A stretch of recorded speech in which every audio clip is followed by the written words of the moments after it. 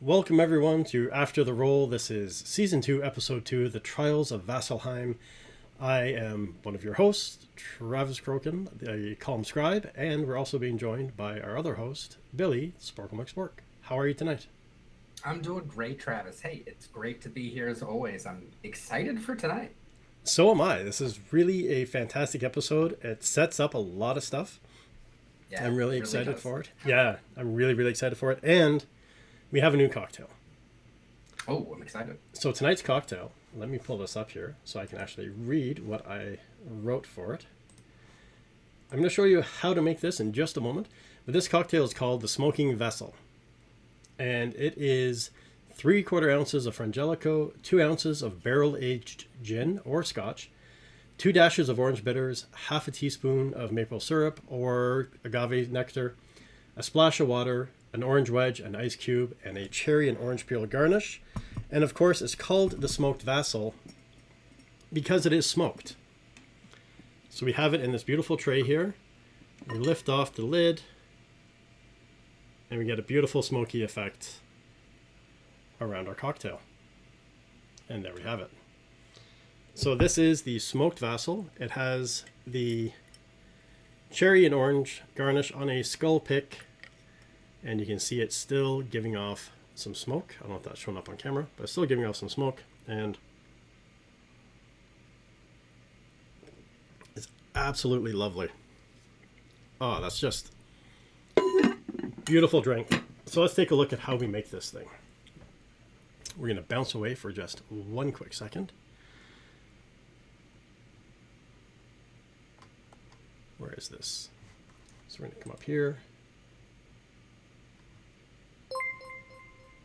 Hey, Travis Tavern Society, thank you for the raid. How are you today? Welcome, everyone. Welcome all. So this is the After the Roll. This is where we are breaking down Legend of Vox Machina, Season 2, Episode 2, Trials of Vasselheim. And this is also showing how to make the cocktail that we made for tonight's drink, or for tonight's episode. So let's take a look at this really quick.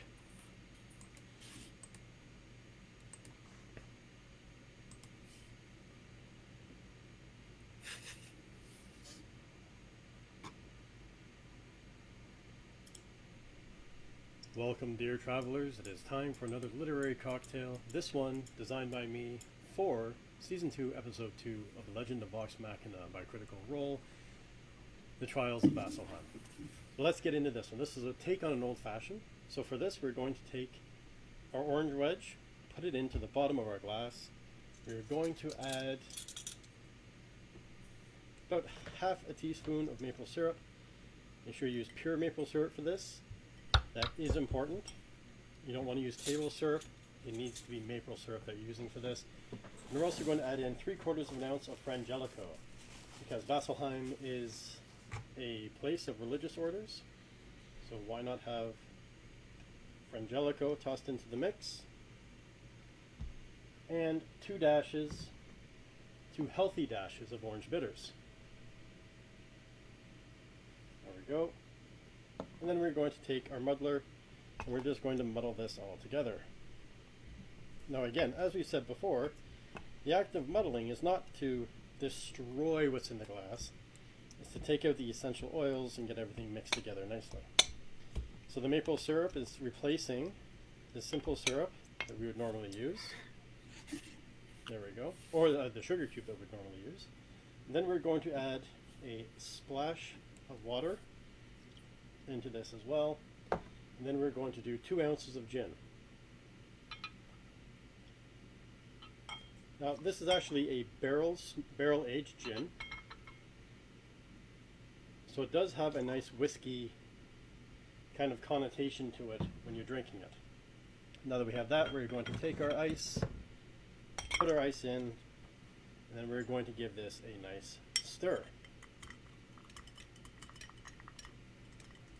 Now it's called the Smoked Vasselheim, or the Smoking Vassal. I could never get the name straight. Smoke this drink if you so wish. And then we garnish with a lovely skull pick and cherry and orange peel. There's our garnish. And there we have the Smoked Vassal for Legend of Vox Machina.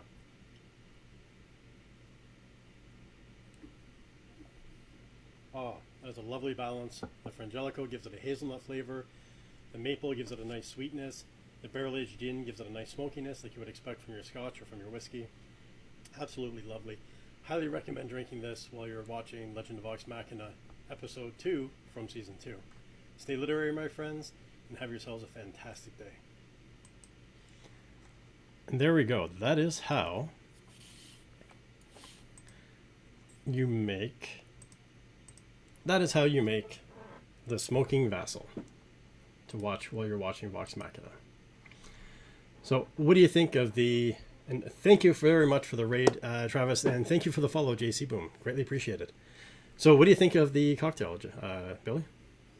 No, I think that's not only does it sound like a very delicious and fun cocktail, I think it matches really well with the atmosphere and kind of what's going on in episode 2, which we're going to get into in just a few minutes. The premise being the party at the end of episode 1 just left to go to Vasselheim via tree. And that's how we're going to open in the cold open today. Exactly. That is the cold open. And that's what I was thinking with this is I was trying to create a drink that was based on... It's either going to be based on an episode or based on a character. And for this one, they're in Vasselheim. As we find out, it has most of the religious orders are there, including the natural religious orders. All the ingredients, maple syrup, and things like that are designed, and the barrel-aged gin are designed to be things that would be easily accessible back in that time and in that place. So I wanted to do something that kind of brought forth the spirit of Vasselheim. So with that in mind, let's jump in and discuss the trials of Vasselheim. So we did, you're right, the cold open involves a tree. It kind of sets the stage for a couple of running jokes through this episode. Yeah, so one of the things that we took away from the end of the first episode was Seeker Yenin saying, "Oh, no, you don't need to know the tree that you're, teleporting to. You just kind of need to know about it. So just take my description and think about it, and you'll get to where you need to go." And then she gives a terrible description where she can't decide what kind of tree it is, whether it's big or small. She gives a very, very unsatisfying description, and you can see Keyleth getting upset as she opens the gate. And the very beginning of this episode is them traveling on the other side of this gate to the tree that she has set the teleport to. Unfortunately, this tree is not standing upright. It is kind of coming out of the side of a cliff, and this just leads to a funny instance where Scanlan is the first one into the portal, is the first one to realize that he's falling, and is quick to be like, no one else come, but no one listens to Scanlan. Yeah, and it's not exactly a brief fall. They're not falling 2 feet onto the ground. It's like they're falling off of a mountain cliff. Yeah. For this. This would have been, my guess, in the D&D world, a definite party wipe if they had all hit the ground. But we had a couple tricks that people threw out to prevent this. Yes, and that was one of those tricks was allowed us to again see that Keyleth has become much stronger in her abilities and much more confident in quick acting in what she can do. And that's where I think we all kind of had this moment when she looks over at Pike and she says, "Grab my claw." Yeah. It's kind of, what do you mean, grab my claw? And then she turns into a giant hawk. Much more elegant, much more graceful way. She saves Pike and Vex and Vax. Much more graceful and elegant way of saving the party than Scanlan, where Scanman comes out and does his typical Scanlan thing. Yeah, so Scanlan decides to stop himself, Grog, and Percy by creating some ground boobs.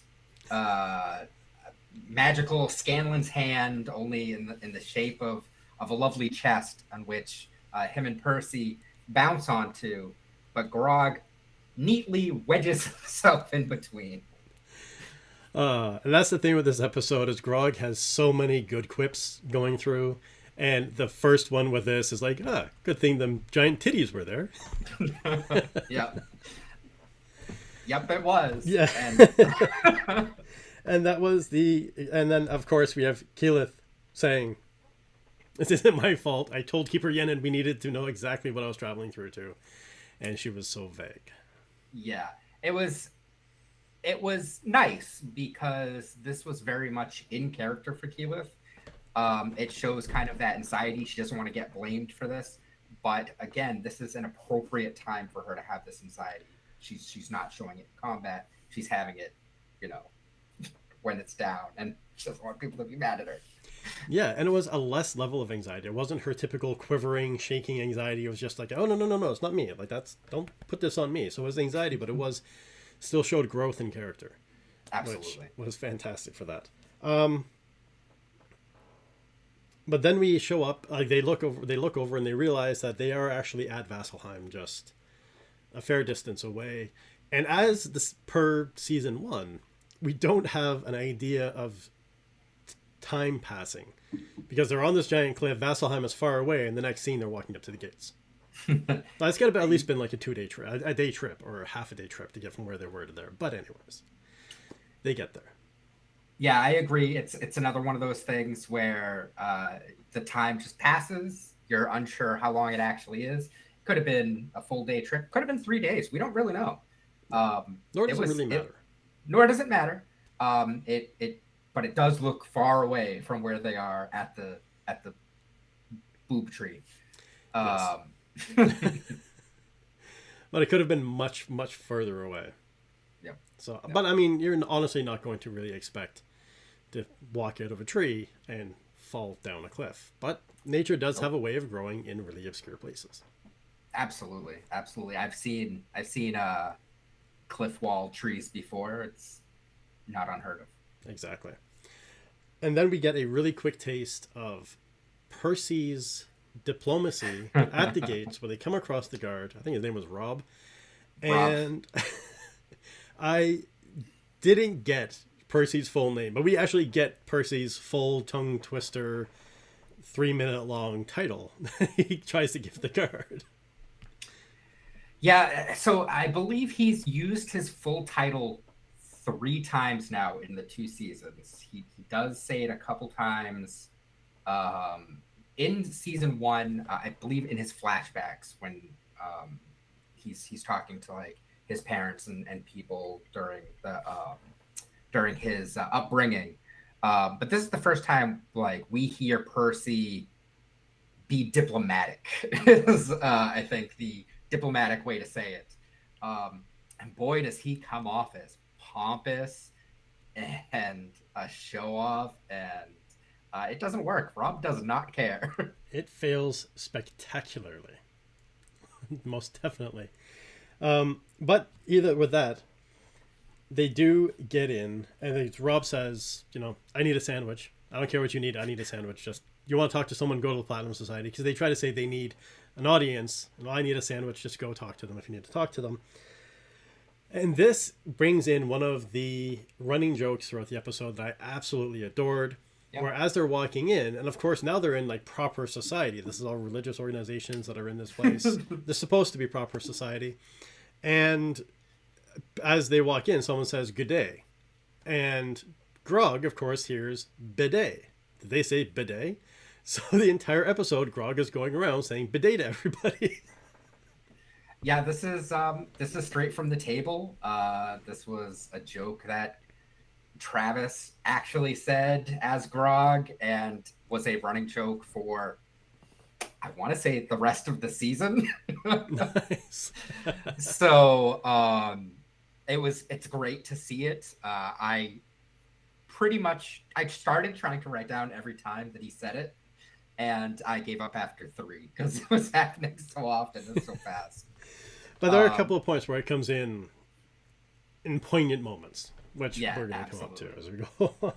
Absolutely. And I honestly, there are certain things where the joke kind of stales after, the second time or the third time. This one really doesn't. It's still like chuckle worthy each time he does it again. It is. And I think that's because they're really good at comedic timing. They don't Hmm. just do it constantly. They do it a couple of times to really, because as they're walking down the street, Keyleth is saying good day to everyone, and Grog is saying bidet to everybody. And then it's like rapid fires, you kind of get what he's saying, and then they let it die. And then it's just, in after that, it's just key moments where you really don't want to be saying bidet to someone that they Right. bring it up. So their comedic timing is fantastic on this, as usual. And with the comedic timing is just the subtle jokes that they have with Percy and Vex talking, and Percy saying, "Well, if my diplomacy, it normally always works," and Vex putting her arm around his shoulder and saying, "Well, I'm sure this happens to a lot of dignitaries." Yeah, it's like such a subtle jab, and of course we all know what that's in reference to. So it's great, and they do that a lot. I find, especially in this episode, there's a lot of these moments Yeah, where things are kind of said under their breath, and they're really funny. definitely. But the scene also shows that Vex and Percy still have that kind of closeness that they had before. They do, yeah. That they were developing, especially near the end of last season, and I don't think it's anywhere near a will they won't they kind of thing, but it shows that they've got a nice comfortableness with each other, and it seems like the whole group is kind of coalescing a little bit more. They still have their inner struggles, they still have their false beliefs, which will come up later on, Mhm. but they're a little bit more cohesive as a unit. Yeah. So if you remember, there were a lot of relationships kind of on the side. You had things like Pike and Grog. You had things like Vax and Vex, where they're always tight, but they weren't necessarily trustworthy of everyone else that they're with. And you're starting to see those people get brought in, and kind of the whole chain become a full chain instead of just pieces. And it's good to see, and it's nice that they're doing it subtly. Yeah, but they still have those They barbs still with do. each other, Oh which yes. is great. Well, then, now this actually did write down because I was trying to design the cocktail. But when they walk in, Keyleth actually, it's beautiful. I mean, first of all, Vasselheim is absolutely gorgeous. Absolutely. The way they designed it, and Yep. that's the thing I think they really did in this season was show the majesty of the locations they're going to. We didn't really get that last season, where they didn't. I mean, Whitestone wasn't really majestic when they visited, Nope. but even with Whitestone, with Vasselheim, with Tal'Dorei, and the dragons flying around, everything they've really shown kind of the scale of everything and the beauty and the majesty of these massive cities that they're dealing with and they're visiting. Yeah, I get excited every time they go to a new location just to see how it was envisioned, because there's obviously an idea in my head, but then when I see it played out in front of me, I'm just like, wow, it's even better than I imagined. Holy cow. And that's the really impressive thing is we have to remember, hey Green Giant, how are you tonight? We have to remember that this season or this thing is based off of a Dungeons and Dragons tabletop game, and yeah, they did a lot of work building it out and building it for that, but you only go so far. So the amount of work that goes into actually designing the entire city and seeing what it looks like from a dragon's eye view and all of these things, or it's just really, really well executed in this. But we see that they have, because in the last episode, Pike states that this place has most of the religious orders or in here and is run by religious orders. And Kiki or Keyleth says it's got Wild Mother, Stormlord, the Law Bearers, almost all major orders are represented here. Yeah, I took that note as well because it was definitely something that I wanted to keep in mind. This is the first time that we're hearing about pretty much anything other than the Everlight. So Yep. we get a chance to start taking notes and being like, okay, so the other deities that are either, fighting for power or, trying to get people to worship them include these natural orders, the I don't really know what the Stormlord is. I don't really know what the Lawbearer is yet, but Wild Mother's pretty easy. Yeah, and that was the thing with Wild Mother. And someone also said, I saw it on social media, someone was really excited. This, oh, is that the? I think they said it was the Caduceus. was represented there as well, the Order of Caduceus. But that's where I drew inspiration from, and that was this actually scene of them going in was what gave me the inspiration for the cocktail for tonight's episode. But as they're walking in and starting to head towards where they need to go, Percy talks about how he's going to start talking and he's going to use his statecraft, and then Pike jumps up and is like, "We've seen your statecraft, and like it doesn't work. I'm the holy person. I'm going to be the one that talks. Back off." And that's a note that we're going to see coming up over and over again as we discuss this throughout tonight's episode, is that Pike was a firebrand. Pike is normally the quiet, nice, happy-go-lucky person in the group. This episode, she really was the firebrand. There's multiple spots that we're going to talk about where she stands up and she's like, "No, you piss off and listen to us. This is what we're doing." And she really takes charge in this episode. It's like she's feeling her roots where she is in this place. Yeah, I agree. Not only that, but I feel like it's well deserved. Pike was very quiet in her leadership in season 1. So seeing her come to a place where she feels comfortable enough to lead everyone is great. And it's great for her to do it over Percy because we've seen enough of Percy. Yeah, she really put Percy in his place. I think season 1, all we really saw was her kind of keeping Scanlan in line, not really snapping anyone else back into line. Yeah, because those links weren't built yet. Exactly, and now they have been with all of that's happening. But they do go to the, what's it called? I didn't write that down. The platinum. Yeah, all I remember is the platinum place, promenade or something like that.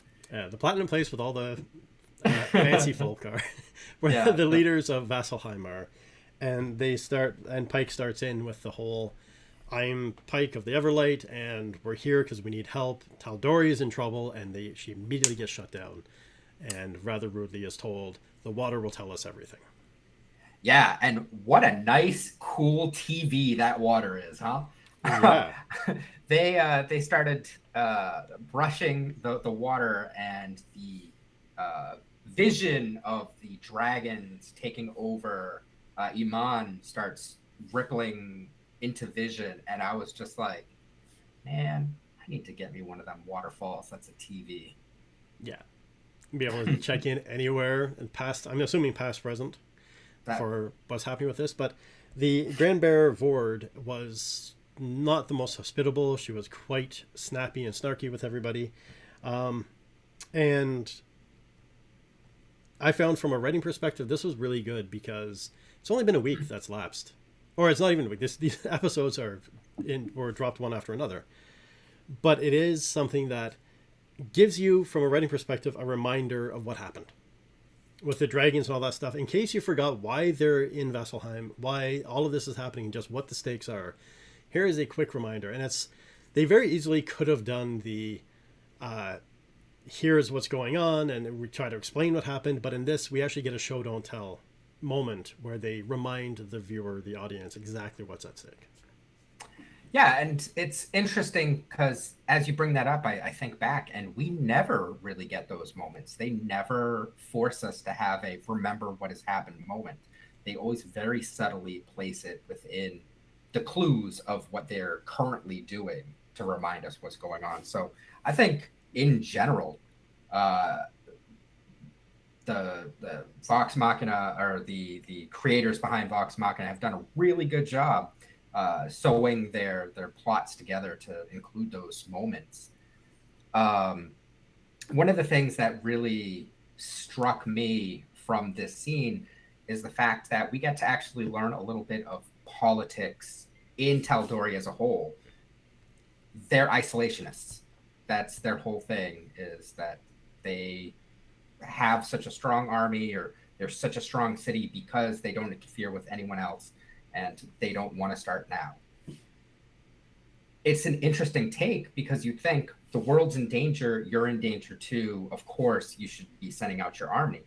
but they're sticking hard to being an isolationist city.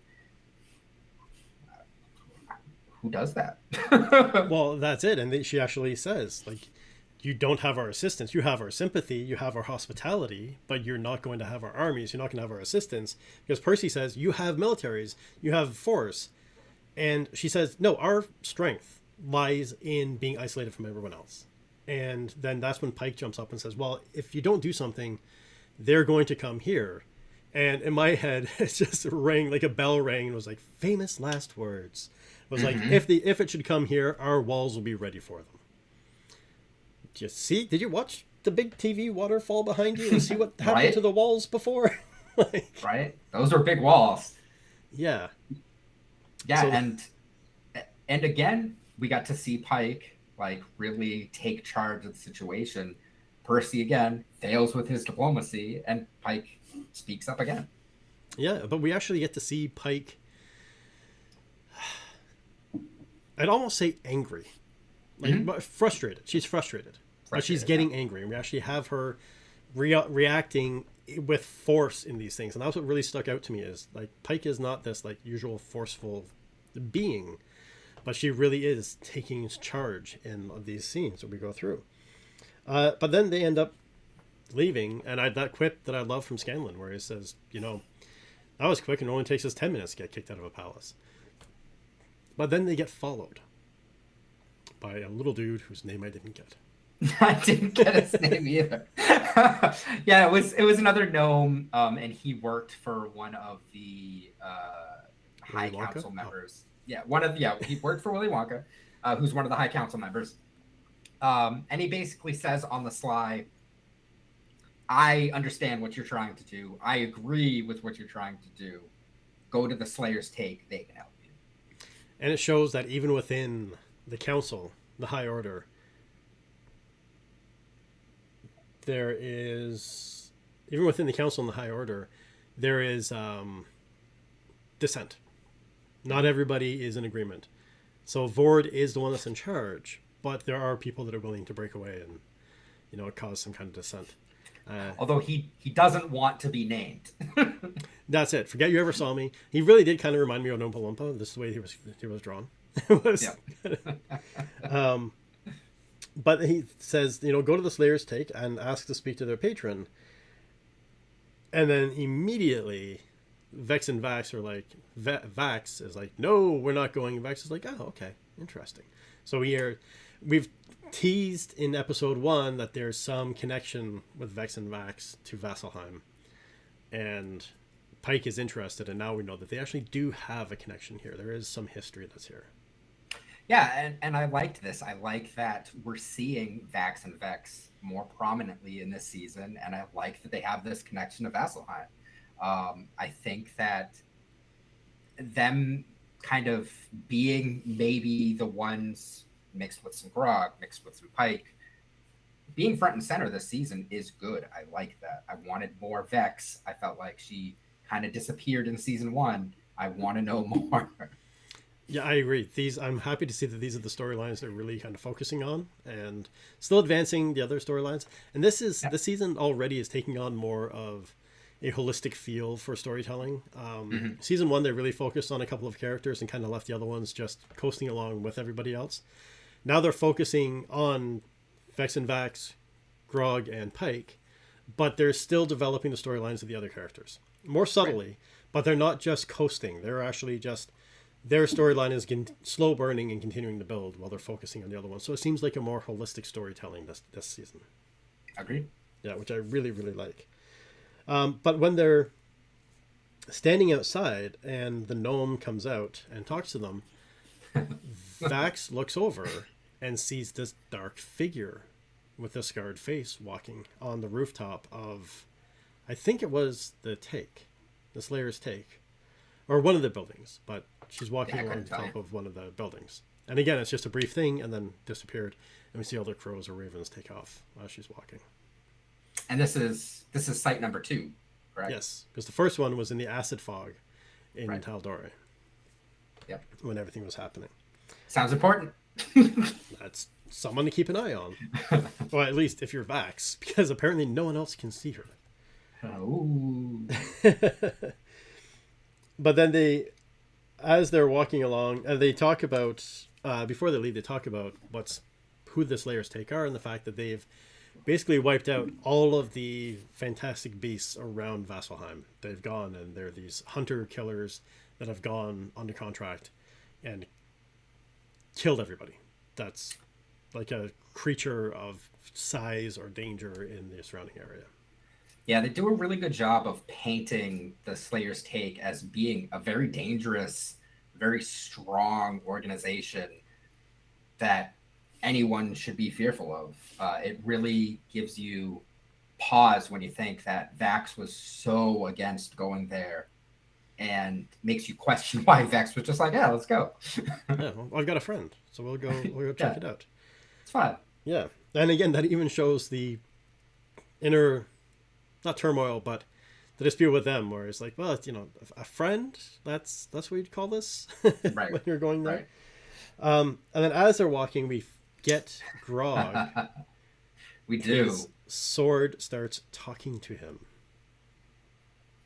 and says, Yeah. "I hunger," and he asks Scanlan if he says something.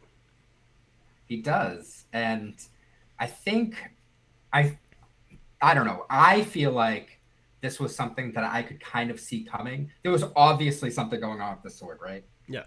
Gilmore pointed out that it like was super dark. A vampire lord had it. It was like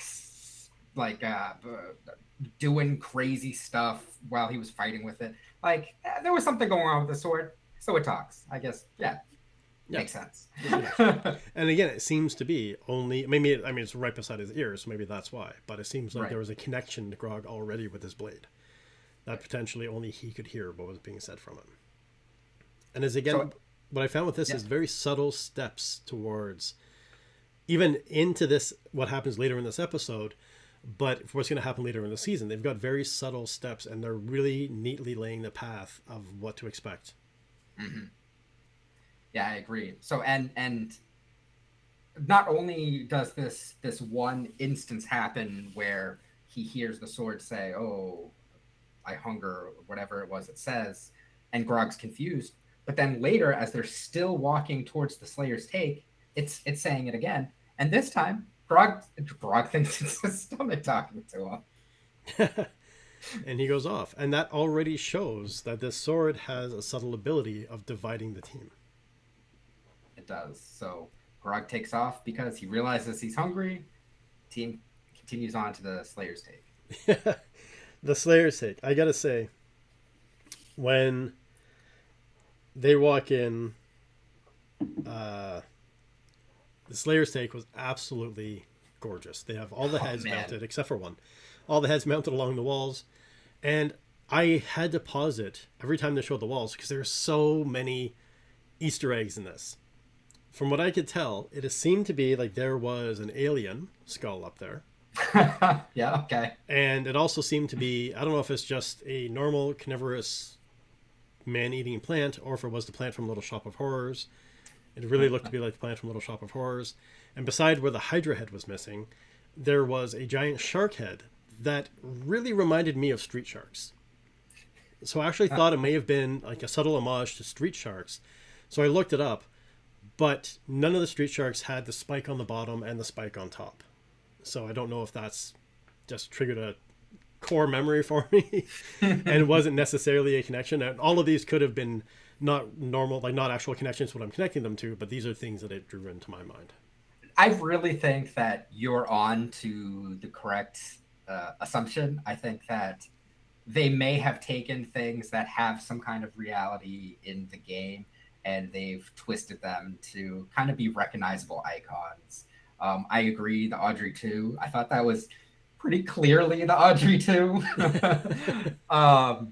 But I get what it was that they were going for. So I think that's kind of what they did. I think they did a great job. If you get a chance, pause in the Slayer's Take and look at everything that's on the walls. It's insane. Yeah. I know there's other stuff in there that I vaguely recognized, but I couldn't put my finger on. It was just a lot of there's just so much to unpack in every single episode. And that's what I love about this show. The writing in the show is that not a single pixel of screen is wasted. Every single thing that's animated has some kind of impact or some kind of connection or a hidden joke or a hidden thing or something that's, if you pause and take a look at it, it's going to tie you into something and make you feel all warm and cuddly inside. Yeah, these shots specifically just reminded me of Gilmore's Shop, which was the same idea. There was so much stuff in Gilmore's Shop that you could pause and look at and just be like, "Oh, this is so great." It was the same idea when we came to the Slayer's Take. There's just so much fun stuff. Some of them are Easter eggs for people that watch the show. Some of them, I think, are pop culture Easter eggs, and that's just a lot of fun. This show is a lot of fun. It is, and that's what they do really well. Is what they did last season as well. Is they include jokes for those that have watched all the way along, and they also include things for people that haven't necessarily watched, but like you said, kind of tying into pop culture. It creates connections. That's the key thing that we talk about in writing, is making it so that your reader or your audience is connected and is walking shoulder to shoulder with your characters. And when you do this kind of thing, when I'm just watching this and I have to pause it because I have this sense of awe, watching everything unfold before me, then that gives me that connection and tie into everything. So they do a fantastic job of doing that. Absolutely. But then we have the Keyleth. I don't know what it is with Keyleth. She's got the antlers going on, but everybody's got a thing for Keyleth going on here. Oh, I'm glad that you said that because I was thinking the same exact thing. Man, she can't like walk into a room without everyone just being like, "Hey." Yeah. So Kashaw sees her and is like, "Hey, I haven't seen your face before." And then, of course, he sees Vex and Vax, and he's like, "Oh, but some faces are familiar." Yeah. And he points out the large wanted poster that has Vax and Vex on it. My favorite part being Vex is flipping you off on the wanted poster. I love it. And that's the thing that I caught with this too, is again showing that a level of danger that they're in. It's not just that, oh hey, you guys are back, take a look over here. He again introducing a character, you introduce who they are, what they're able to do, and really set the tone for them. So he's immediately attracted to Keyleth. He doesn't get pissed off at Vex and Vax. He's like, oh, you guys are here.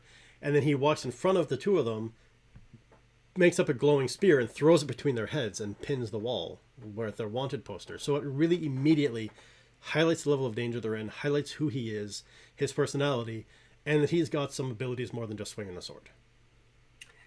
And I like that he introduces himself. It's Kasha, but you can call me Cash. Ooh, cash like money. Well, that's the other thing I found was that Vex was like trying to use the charming, sultry seduction thing and just fails flat out, right?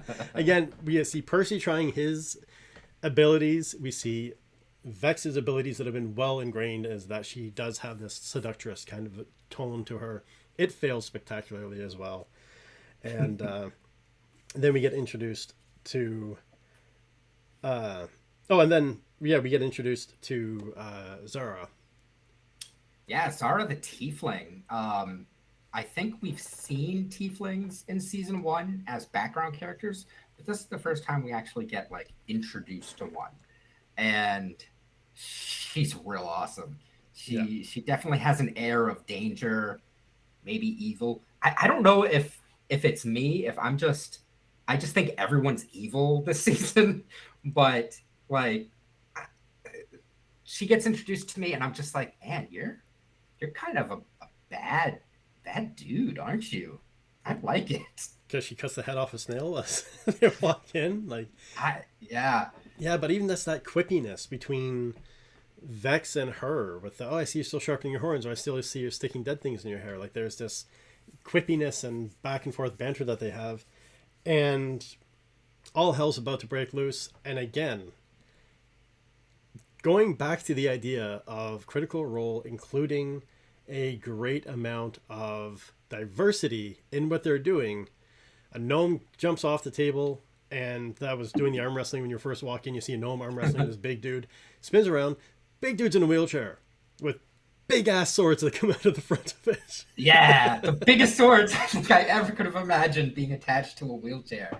I thought that was really cool. It's definitely not something that you would have considered in a fantasy world like this, and they have it front and center and dangerous, wicked dangerous. Yeah, Like he's in like it's really the cool. most dangerous area of this city, and you've got this badass guy that's in a wheelchair, and it's not like, oh, look at me, I'm disabled. It's okay. Where's the fight? Let's bring it on.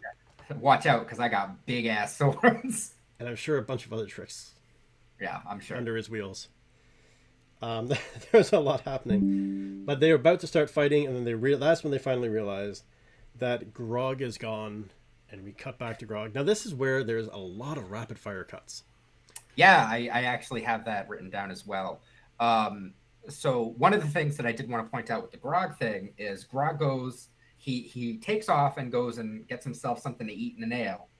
Comes out, he's feeling much better, and then he literally has butterfly on my hand meme, where the butterfly comes and then flies away, and he's like, "Oh, look, a bird," and gets pulled towards something that looks cool. Yeah, 100%. And that's where I said like this really shows Grog as Grog. Like we're really getting to know Grog's personality in this season, which I absolutely love. Yep. But then he goes off to what turns out to be, is that what was mentioned at the beginning? Oh yes, so they mentioned there's the Stormlord here. This is Yep. the Stormlord's ring that he goes into, and he's walking in. And as soon as what I caught was as he's walking through the hallway to go into this place, you hear chanting and things going around him that obviously disembodied voices. And he walks into this gorgeous ring. It's almost like a Viking kind of setup, Valhalla kind of setup. And then we get to meet Earthbreaker Grun, who I'm assuming from his eyes is a blind prophet. He seemed like the eyes were blue, like cataract over almost. Mm-hmm. Yeah, I believe that's correct. I believe that Stormbreaker Grun is blind. I think that's part of the intentional showing, like, he's not a young man. He's ripped as all hell, but he's not a young man. And he's kind of not just a prophet of the Stormlord, but he's like almost all knowing. Like he's able to uh, know Brog's name just as he walked in. He knows who it is. Period. Boom. I just know. Yeah. And that's the thing. That's why I like the idea of the being blind. And that's a trope that I'm not going to say it's not used often enough. I think it's used adequately, but I love the trope of the blind prophet, the blind person who is immediately like they're old, they're blind. He's wrapped in robes. You kind of think maybe he's a little bit frail, and then we see that like no, this is this all-knowing, all-powerful beast of a human being that is going to bring hell down upon you if you're not careful. Yeah, man, that's an understatement, huh? Yeah, but then we get to see a bit more of Grog, where he's like, "Oh, he's like, you know my name? Did you say yours and I forgot?" Like, again, there's just so many quips from Grog that had me rolling this episode. Yeah, and there's a lot of times where you kind of have Grog's intelligence kind of in question. I feel like this was one of those times where, yeah, sure, maybe he's forgetful or whatever, but it's really an innocence that's really charming about Grog. Like he feels bad. He feels bad that he forgot your name and just wants to be able to greet you as well. It. I don't know. It just did a lot for me for Grog character. Yeah, no, this is really making Grog grow in my eyes for this. But Yeah. and then again, it's Grog is not because we've seen him in the past of kind of innocently going along happy-go-lucky and just oh give me guidance and tell me what we're doing and unless you need me to rage and then I'm gonna rage. And with this instance he actually immediately jumps into action where he's like, well, the guy says, what's your purpose or what are you here for? And he says, oh well, actually there's some dragons that are attacking Tal'Dorei and we need some help. And he's like, I don't care about dragons. The Stormlord doesn't care about dragons. We care about warriors. But he actually has this moment where he's like, oh, I can actually talk to this person and get some help. And I don't think I've seen that from his character before, where he takes the lead that way even in a small way. Yeah, he didn't need any kind of prompting. It was something where he was like, oh yeah, I have a purpose and this guy might be able to help. It was really cool to see, hear, and witness, really. Yeah. And then again, we get the heart of Grog, where the old man stands up and says, "You want answers? You have to combat, fight me." And he's like, "But you're an old man." But you're so old. And then we cut back. Oh, sorry, this is where we have the seduction, where we cut back and Vex tries the seduction and it fails. And Zara's not happy. We find out that the reason why there's a wanted poster is because they stole one of their kills. Vex and Vax stole one of their kills. Yeah, the empty trophy thing on the wall was supposed to be a Hydra head, and that was supposed to be Zara's kill. And apparently, for whatever reason, we don't get details on it, but Vax and Vex poached it, kept it for themselves, sold it to the highest bidder. We don't know, but it's not there, and the Slayer's Take isn't happy with them because of it. Well, if it was worth 12,500 gold, I'm assuming it's probably for survival reasons. And I mean, based on what we know about Vax and Vex, that makes sense. We know that they are runners.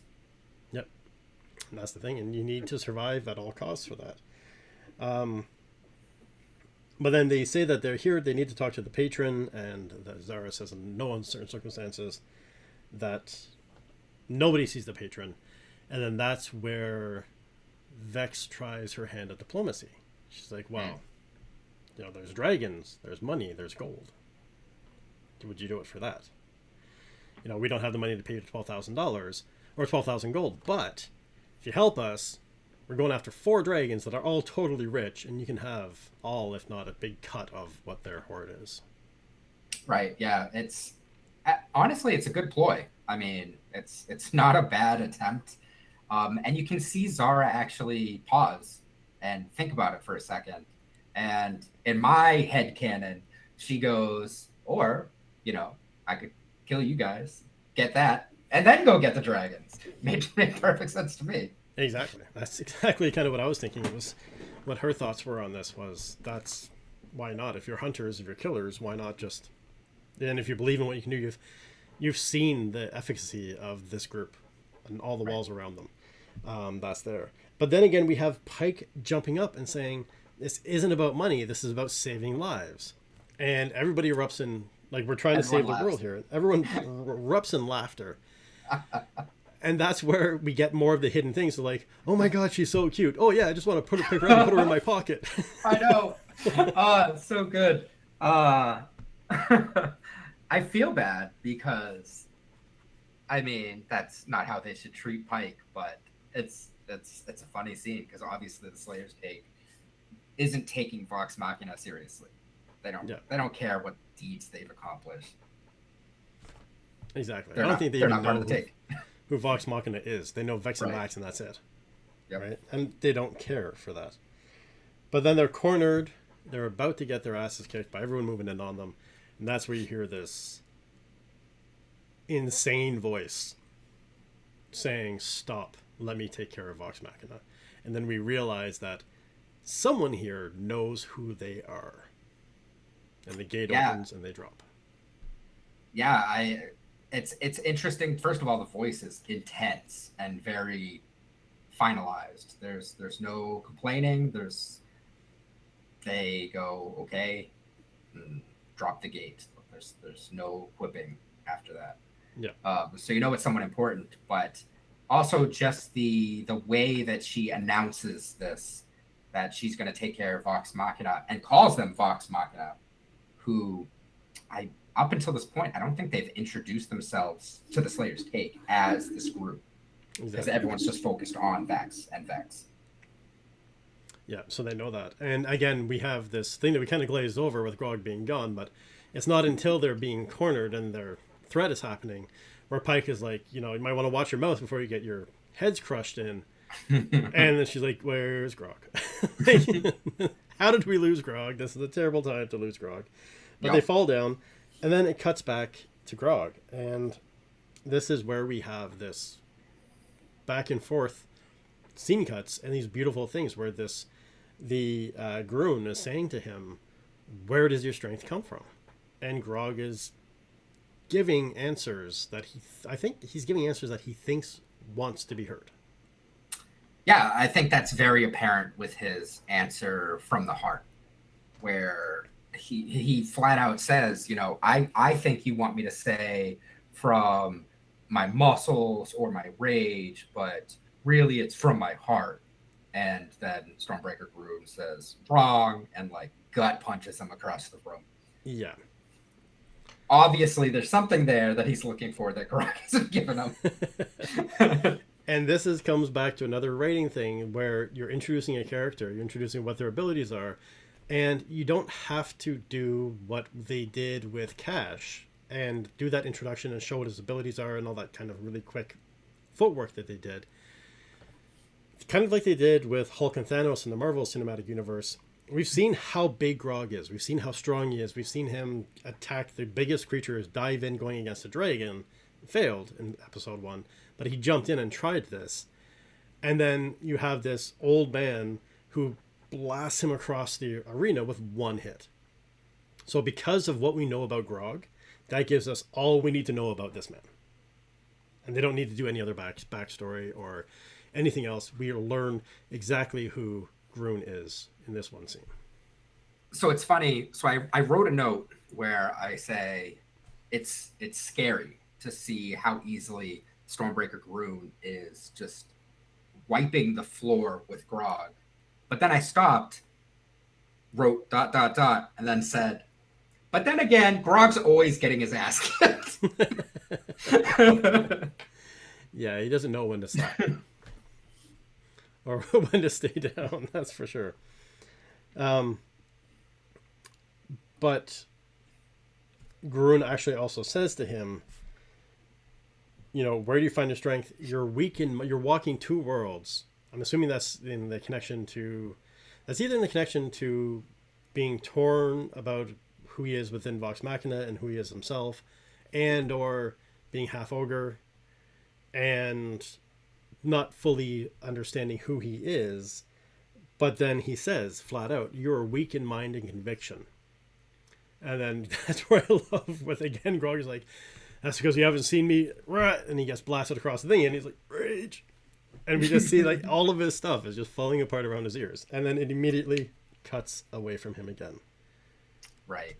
And so now we see the rest of Vox Machina has fallen again onto their faces and butts into what appears to be either just a worship pit or a temple or someplace that has a lot of very fancy columns. Yeah. Very nice. And we have Scanlan's quip of, I'm really getting tired of falling from high places. They've had 5 high falls this season. 3 in the first when they're being zipped around by Gilmore and other things. And then now with this, they've had 2 major falls in this one where it's quite the drop. That one actually could have been a party ending fall as well. Yep. I'm kind of surprised it didn't. Like, they fell a long distance and they just kind of like poofed on the ground. Yeah, I think that was more of just a explanation fall. Like you were in a different place away from the people that were just trying to kill you. And then there's a creepy creature that we see moving, slithering, stalking through the shadows. Vex throws his knife. It doesn't come back. And that's where Keyleth is like, doesn't that normally come back? And then this voice, again, this disembodied voice comes out and says, well, we've seen glowing eyes at this point and vague shadows saying, your weapons will not work here. And that you are scared. You're terrified of the dark. Yeah, it's really cool. And then basically Vox Machina one by one gets pulled away from the group and in essence psychologically tortured. They basically witness or are laid bare or made to witness their secrets or fears kind of come to life. And a lot of aspects, it's just those deep feelings of their own self-worth to the group. But one that really stuck out to me was Scanlan, who was just told, you don't matter. Yeah. You don't matter to them and you don't matter to me. And that was the thing that I took down is that's what I thought about with this was really laying out the groundwork for the season and getting to know all of the characters more. It was actually put down. Vax was told, you depend on your sister far too much. Vex was told, you're constantly seeking your father's love, and you are both unprepared for what's happening. Grog has already been told that he is weak in mind and conviction from Grun. Percy is told that you're the cursed heir that wallows in self-pity. Pike is told that she's a hopeless holy warrior, that you don't believe that you can have the faith of those that you keep dearest to your heart, and that you can save those that you keep dearest to your heart. Keyleth is told you don't have to fight, or Keyleth says we don't have to fight, we can leave. And then the voice says, running again, what do you fear more, failing, or that no one will live to see you achieve your armamente? And Scanlan says, I know I'm annoying, no one, and then the voice says, no one cares about you, and I don't either.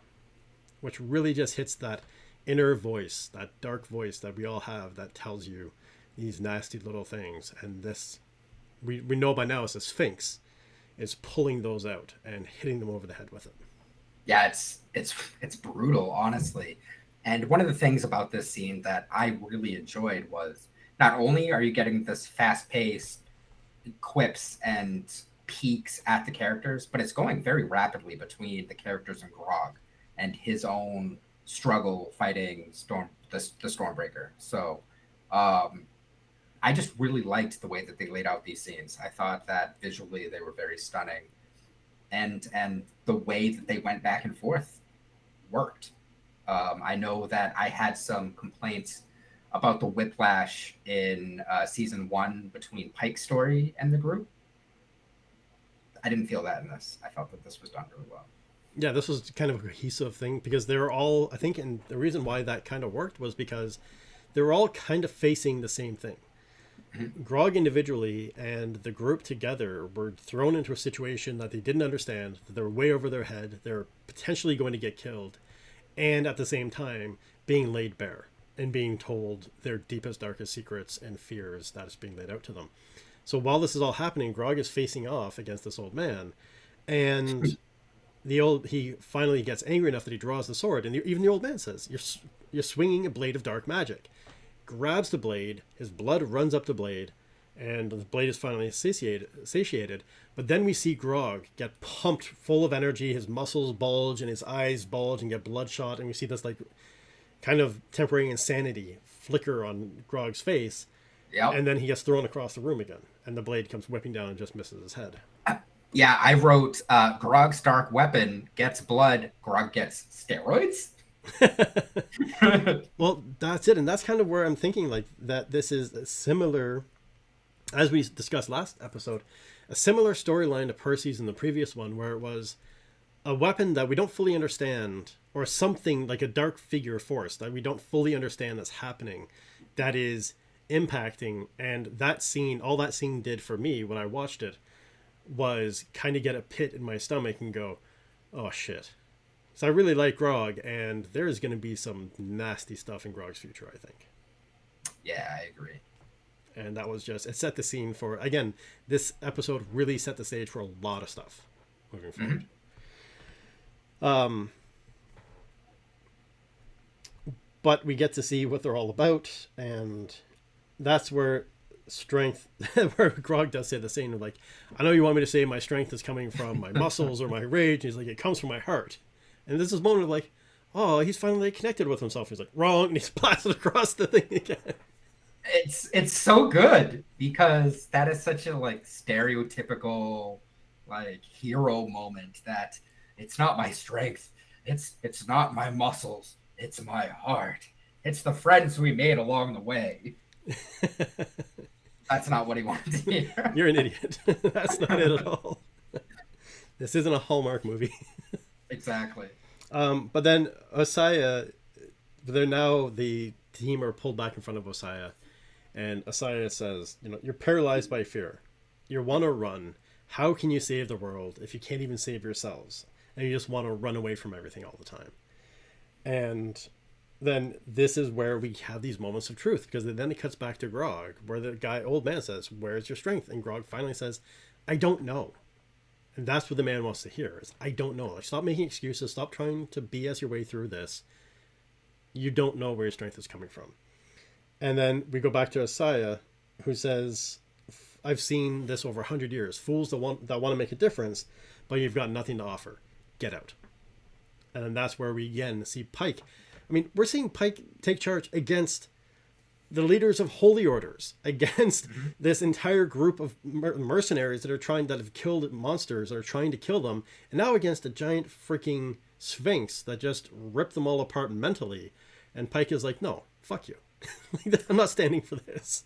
And I think it's important to recognize that when they realize that it's a sphinx, they say that they thought that sphinxes were extinct.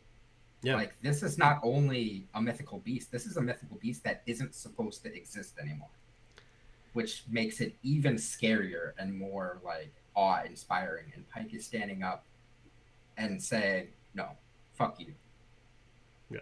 You're not just kicking us out. Like, we're not going anywhere. And that's what kind of caught me off guard as well when I saw this, was they made a really key point of saying, because again, talking about presenting characters and power and introducing characters to things like that and what their abilities are, they make a key point in saying that the Slayer's Take have gone and wiped out all mythological creatures around Vasselheim, and they've killed them all, except a Sphinx, who is now their patron. That shows a pretty high level of power, that either the Sphinx is behind wiping out of all these other creatures, or the Slayer's Take failed, and now this is the one that's running them. That's never really quite, that's kind of left up to your imagination, I think. But it just shows that there is a level, subtly shows this level of power that the Sphinx has. Absolutely. I think that's really important. Also, just while we're talking about this, the design of the Sphinx is amazing. Yeah. It is not a stereotypical Sphinx design by any means. She looks so cool. She looks absolutely gorgeous, and this sleek body, and just again, like you normally see the wings really tight to the shoulders and like kind of stumpy wings coming off, but these actually have like almost branches that come up and they fold off. Like, there's absolutely beautiful design. And she moves very fluidly, but you hear like the sound of stone rubbing against stone as she moves. So like you just really get this strong feeling when you see her move and hear her move, which she does effortlessly. So it's Osis is beautiful. The colorations, everything was absolutely gorgeous. The glowing. Yeah. But then that's where Pike says, fuck dignity, I don't care, we're not going anywhere. And then Osisa says, well, are you willing to die for it? And Pike just says, and that's the thing I like, is that's not Pike saying like, yes, we're willing to lay our lives down. Like, they don't have these like silly heroic moments. That's like, we're willing to lay our lives on line for this. She's like, I don't care. I die. I don't care. We have to stop the dragons. I'm going to do whatever I can to stop the dragons. And if I die doing it, then so be it. I don't care. Like, I'm going to die and it's going to be done. But I know I died doing everything I could to try to stop what's happening. And again, just like Grog finally got through to the old man, they finally got through to the Sphinx. Who's like, okay, that's what I wanted to hear. Finally, someone who actually understands what's at stake and is willing to do what's necessary to stand up. Yeah, it's interesting that you call it like a non-heroic moment. And I know that I'm mincing your words, but it's funny because they took something that isn't the stereotypical heroic moment and made it such a heroic moment. Yeah, but it's not. But that's the thing. It's not the stereotypical heroic moment of like, I will fall on my sword and I will do whatever I can to do, and like this big long speech, and it's like, no, fuck it, I don't care. Like, are you willing to die for this? It's not like, yes, I believe so much, I'm willing to die. I don't care. I really don't care at this point. Like, it's not that I'm coming to sacrifice myself and I'm this big, massive hero. I don't care if I die. And that's what I like about it. Yeah, so it is this hugely heroic moment for Vox Machina, where I think that coalesces the group. Which, again, we have to, at this point, I think, really point out Grog's absence. They have this real team-building moment. Grog has a Grog-building moment, but they have this real team-building moment, and Grog's not there. Yeah, no, I agree. Right, and that's... Grog-building. That's going to come back on them, I think. But then Grog is finally helped up, and the Sphinx says, "You finally found the will to give everything." The Grog is helped up by Grun and says, "You have much to learn about being a warrior, and there's many steps ahead." And then again, we get the typical Grogism of like, "Well, will you tell me what the next step is?" I'm like, no, I've shown it to you. I've laid it out to you, but you have to take the next step. Yeah, the relationship that Grog has kind of made with Stormbreaker Grun, just in these short scenes of him getting his ass kicked, I think is just, it's so cool. It's very, master pupil and very cool. Like I really like it, and it didn't take long or much to develop it. It didn't, and it was one of those things where I think Grog has always been the strongest person in the room. Grog has always been, unless it's a dragon or something massive that they're fighting against. Right. Grog has been the one who's like, I don't care, I'm going to take on anybody. And this is the first time where he's been kind of put in his place by someone who's arguably much smaller, or not much, but arguably smaller than him and much older than him. And he's kind of like earned that knowledge of respect of like, you're not the biggest, you're not the baddest. You do need to step back and listen once in a while. Yeah, agreed. And it's really been developed nicely for that. But then Osea says to them, you need strength and knowledge to defeat the dragons. And I think it's Scanlan says, well, what do you mean strength and knowledge? And then she starts talking about the vestiges of divergence. Yeah, she does. And specifically, she points out that there's one nearby in some aspect called the Death Shroud, and that they are to get it and bring it to her mate. And that's how they will learn about the next one. Yeah, just like Grog, step by step, you'll get the information that you need as you grow and prove yourself. We're not going to give you everything. You prove yourself and you'll learn this. But I guess these vestiges were developed, weapons created to strike down gods themselves during the Great War. And because it was believed that humans weren't strong enough, they were kind of scattered and hidden throughout the lands. And now they've been directed to the first one that's going to give them some ability, the Raven's Armor, or the Matron of Raven's Armor, that the Deathwalker is holding, that is going to help them do what they need to do with the dragons. And yes, that was the thing that I couldn't quite understand. And maybe you can catch me up on this. Sure. The Sphinx says, others will be revealed in time. Bring to my mate, who's healing with the knowing mist, or who's healing away from us, which is really painful for me. Bring to my mate the knowing mistress, who's healing. That's away from me, and it's really painful. But it's for good reason. And they're healing in exile. He awaits you, and that's what confused me. Where she said, "Bring them to my mate, the knowing mistress." So there's a comma in there that's being missed. So the thought is bring it to my mate, and then she's talking about the knowing mistress, which I believe is the goddess, so to say, that they follow, who gave them the directions to be apart. And she's just lamenting on the fact that they have to be apart because the knowing mistress, who knows all, said that they had to for the safety of the world. Okay. He awaits you. And that's why he's healing in exile. Okay, that makes sense. That's where it's just kind of like, the way it was just said, it kind of flowed really quickly, and I was like, okay, that's... Yeah. Yeah, she doesn't do a good pause. Yeah.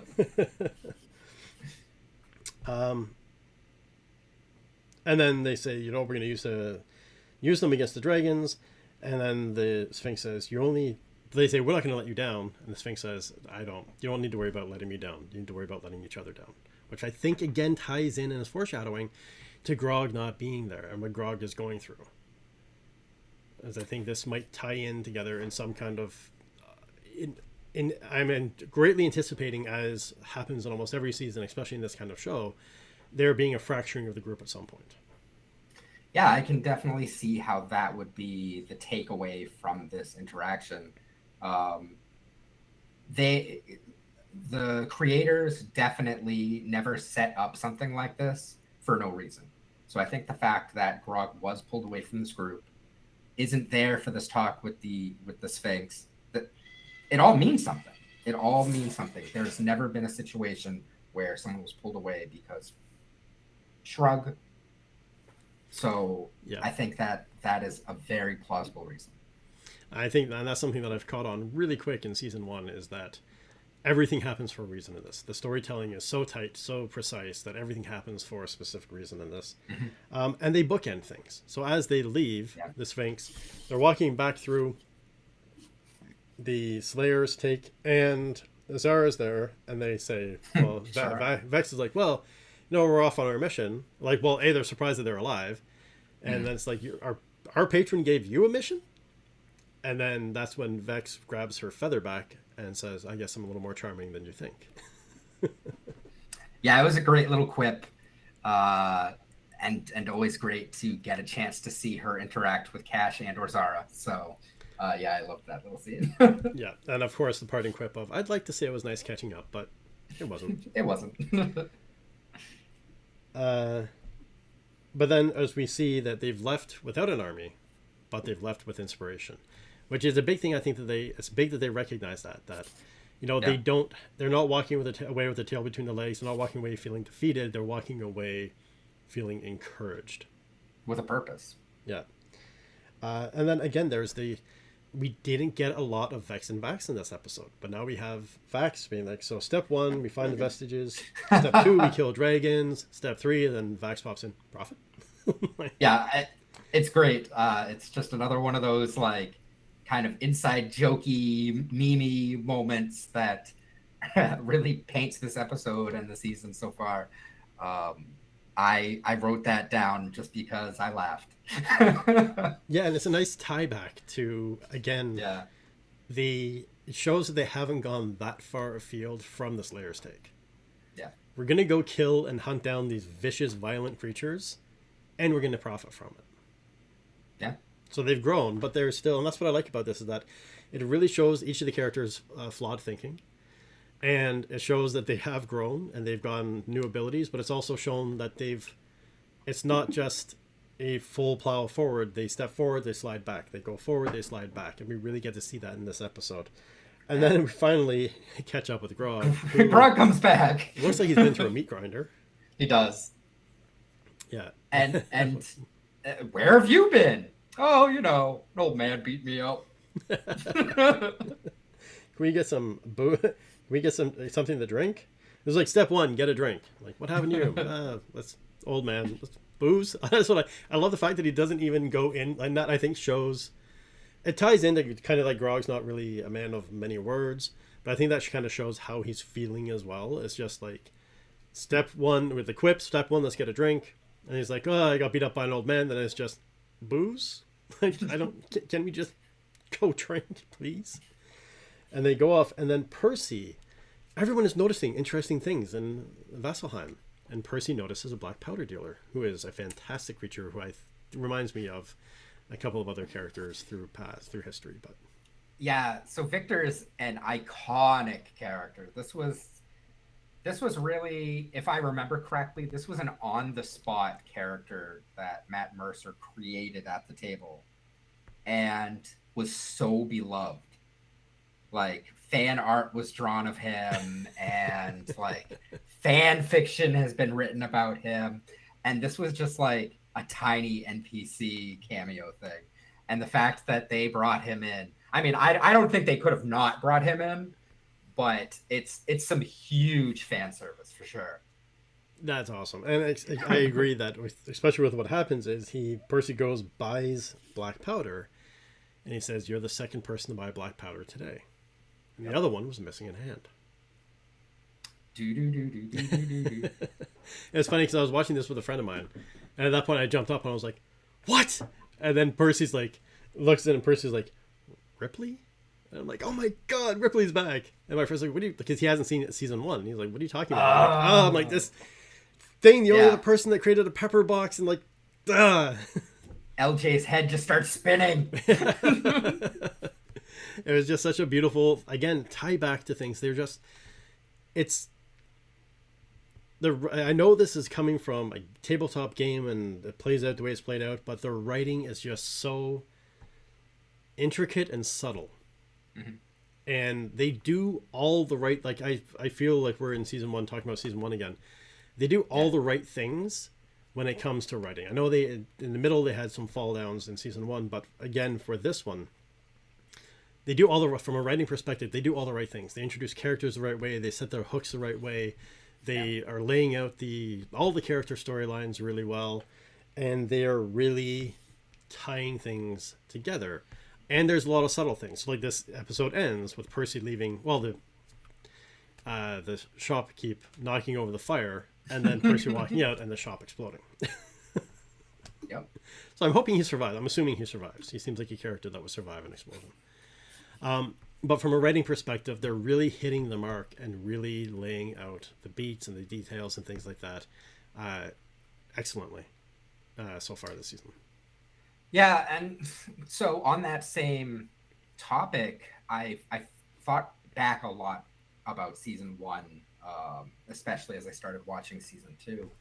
And I'm starting to wonder if maybe the stumbling was just them trying to put together season 1, not knowing that this was going to have a future.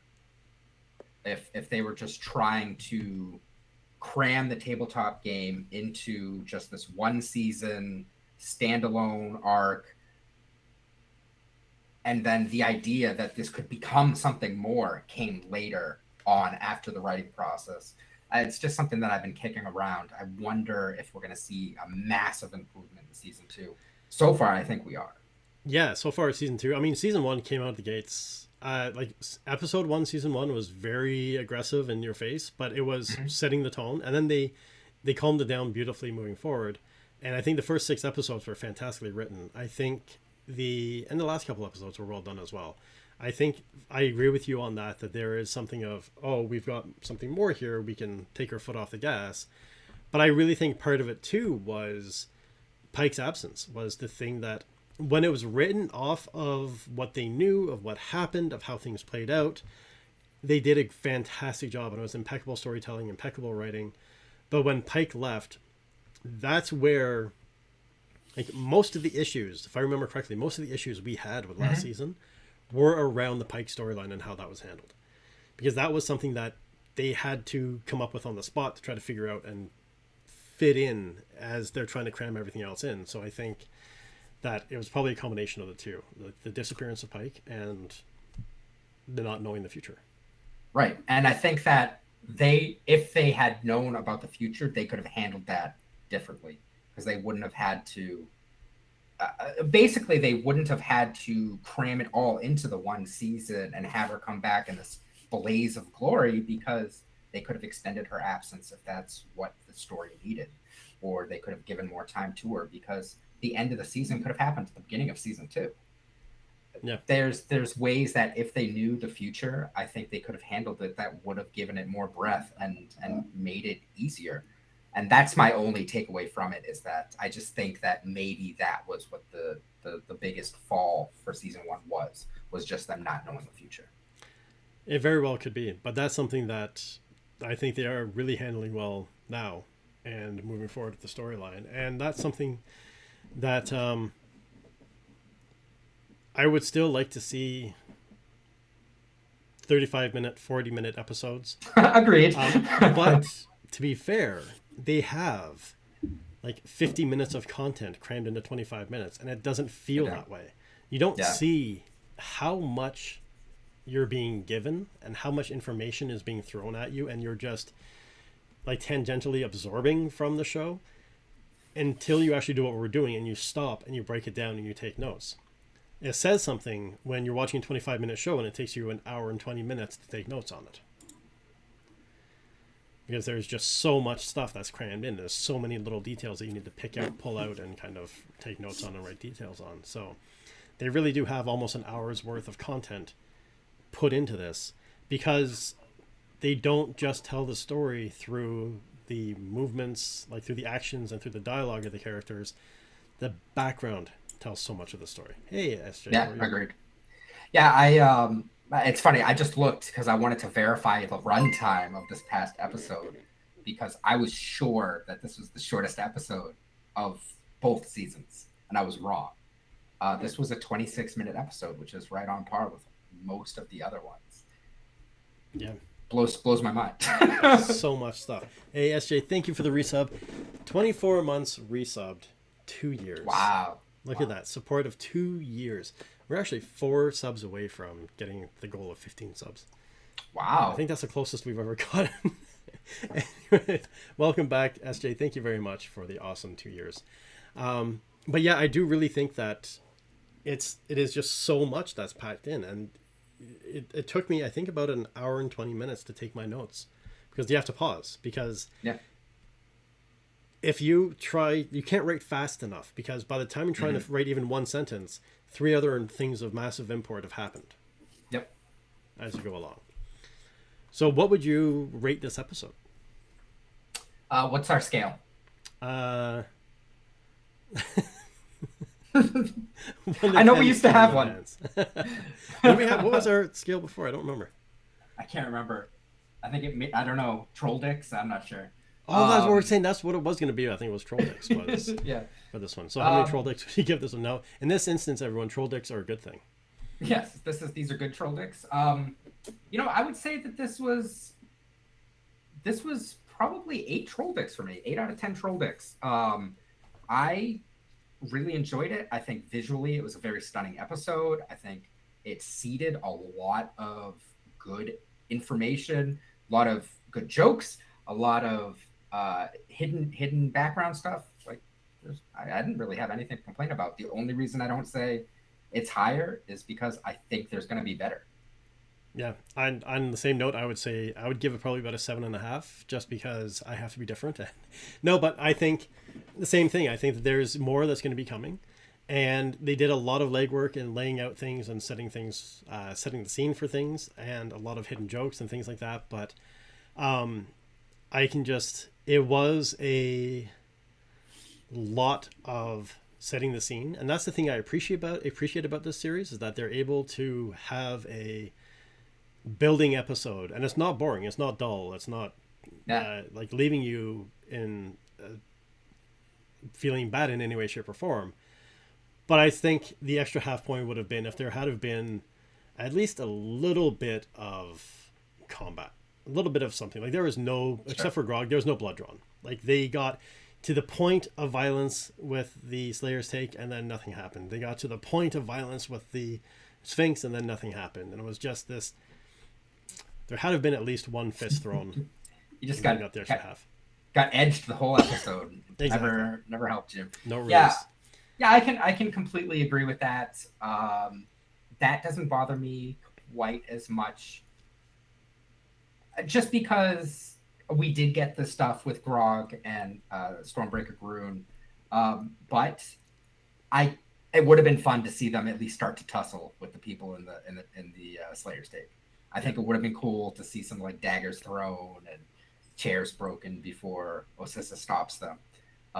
But considering the time, man, they put so much into it. Actually, you know what?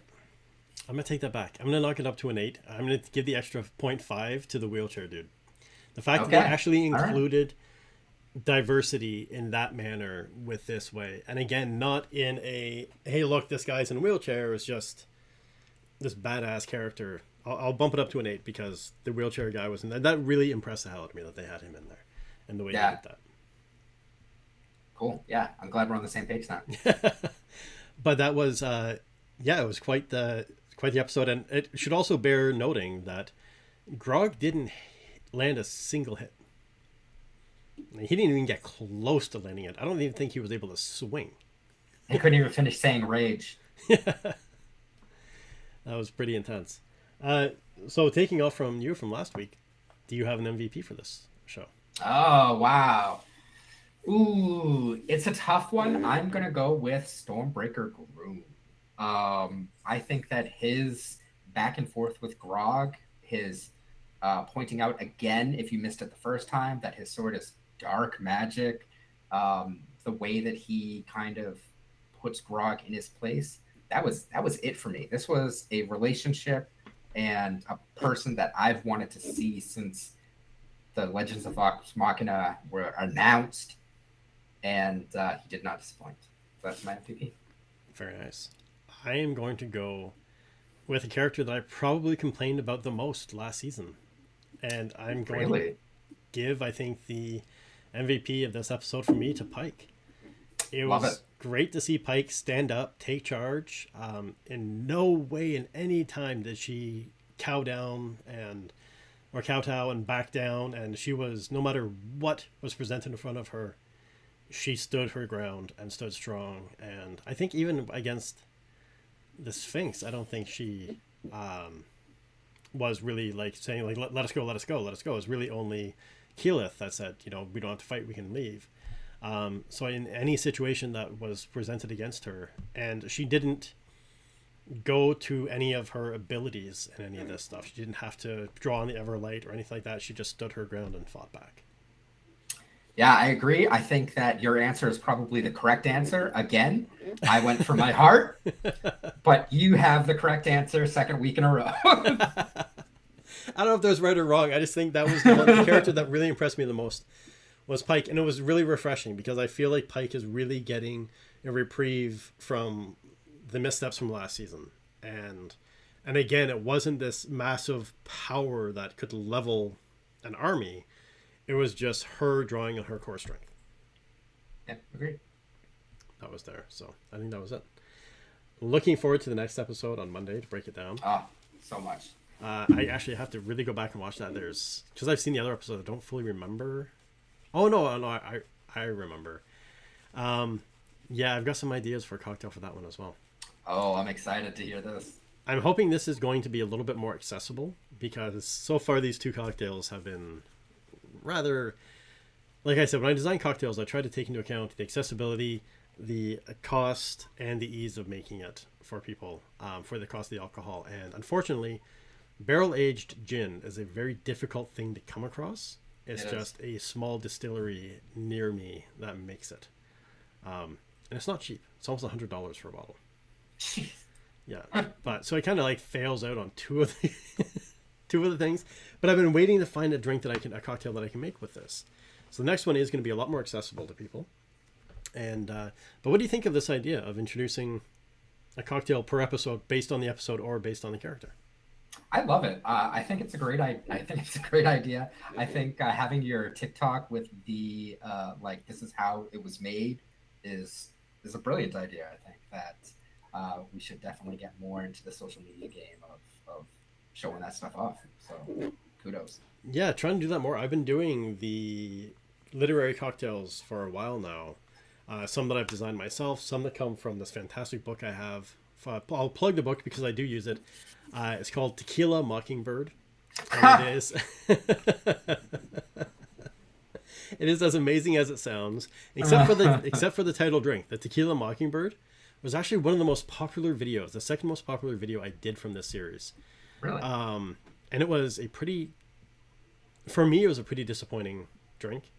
It was That's so shot sad. of tequila with 2 drops of hot sauce, and then you bite into a pickle after you take the shot.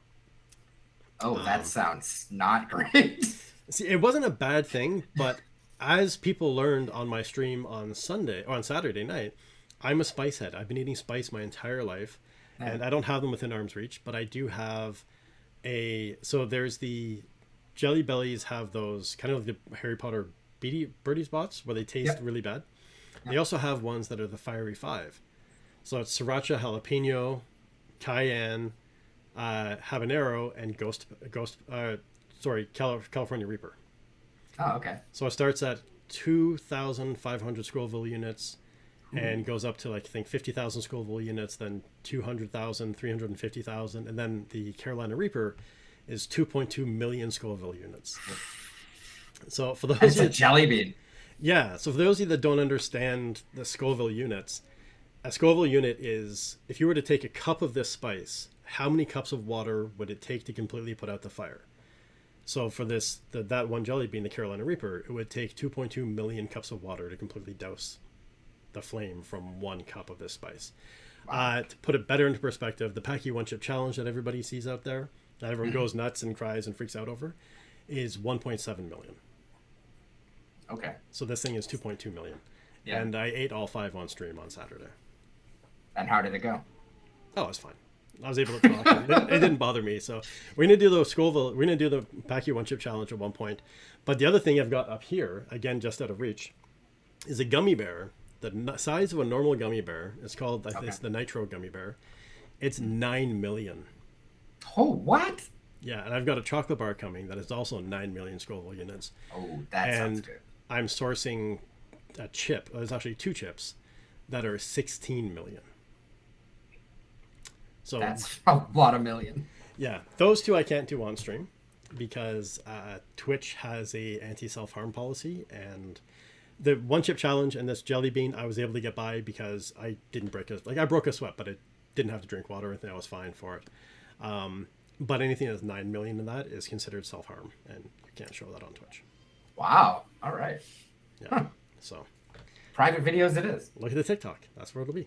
But no, so I really I really dig doing this thing with the the Tequila Mockingbird is a book that actually has all these different drinks based off literary cocktails, and that's what inspired me to make the other literary cocktails that I have. And I actually have one already designed for episode 3 or episode 4 or 5. Okay. That is going to be a spicy cocktail. Nice. That's going to be coming in. So there we go. Looking forward to it. Yes.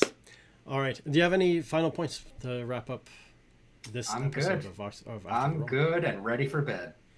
So am I. This has been a fantastic thing. Thank you very much. Spicy as a spicy meatball. Thank you very much, Billy, for joining me again for another round of After the Roll. I'm super stoked for Monday's episode. It's going to be a big one. I agree. Yeah. So if you guys haven't done this yet, go watch the show. We're doing this because we love it and we're big fans. We love breaking the stuff down. But honestly, go watch the show. You don't have to break it down. If you just watch it, it is some of the most enjoyable. It's like they say, this show is like pizza. Even if an episode is kind of bad, it's still pretty damn good. Or this show is like sex. Even if it's kind of bad, it's still pretty damn good. I really screwed up that analogy. Anyways, because the analogy is sex is like pizza. Even when it's bad, it's still pretty good. There is no such thing as a bad show, a bad episode of Vox Machina. Go check it out. The only thing you're going to think of as having any qualms with it is if you really dig into it like we've done. And out of 2 seasons, I think there's like 3 episodes that you might find something to pick at. Everything else is just an expertly written and fantastic show. Yeah, agreed. Yeah. All right. Well, have yourself a great night, Billy. Thank you for coming through. Enjoy the rest of your evening. And this has been After the Roll, breaking down Legend of Vox Machina, Season 2, Episode 2, The Trials of Vasselheim. The drink recipe actually is on my website, thecolumnscribe.ca. As soon as you get on there, there's a banner that says After the Roll. Click on that, and you'll see the drink recipes for last week and this week already listed on the website. There we go. Have a great night. Perfect. Thank you. Take care.